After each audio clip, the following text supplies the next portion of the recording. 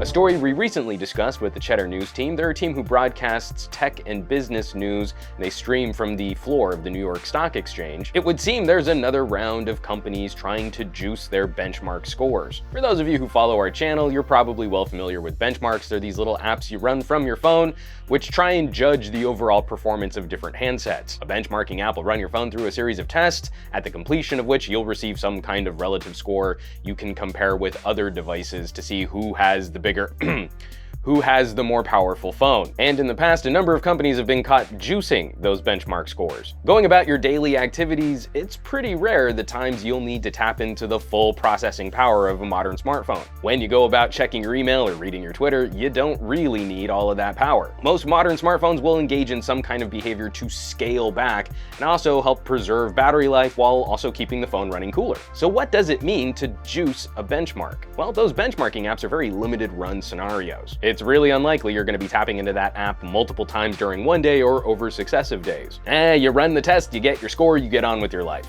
For companies trying to make their products look as powerful as possible, however, we do find little pieces of code that when a benchmarking app is identified on your device, when it's being run, that the phone will tap into a reserve of power, really launching into the fastest possible clock speeds, all cores on board, in a way that users typically won't be able to access that kind of power in their own daily activities. You fire up the benchmark and the phone will run as hot as it possibly can, but then you flip over into something like trying to shoot UHD video from a camera or playing a really graphics intensive game, and you probably won't be able to utilize all of those resources for your own activities. Smartphone manufacturer gets that great score, then a bunch of bloggers run off to write stories about what the most powerful devices are, and somehow that translates into a word of mouth or a perception of a product being really killer, and that should equal more sales. The two companies on the hook right now, Meizu and OnePlus. Definitely frustrating for OnePlus here in the United States, as this is a company that has built its reputation through word of mouth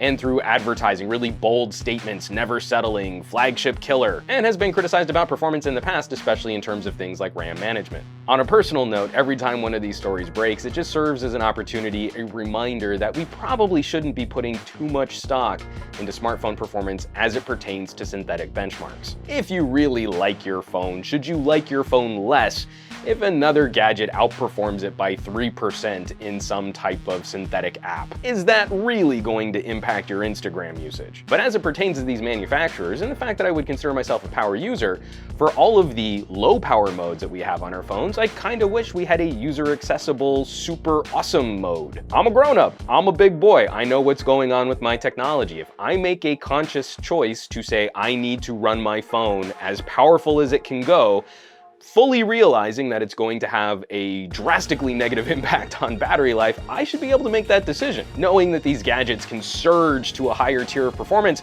there are times I wish I had a little like NOS button so I could really kick in that turbo and get that compression going. Bad car metaphors for talking about consumer electronics. And of course, we want to hear from you. When one of these stories breaks, how does it affect your perception of that manufacturer? A OnePlus, a Samsung? How much do those scores really influence your purchasing decision? Drop us a comment down below this video. I love getting into those kinds of conversations.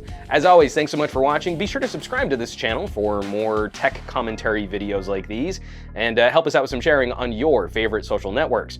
For Pocketnow, I'm Juan Carlos Bagnell, some gadget guy on Twitter and Instagram, and I will catch you all on the next video.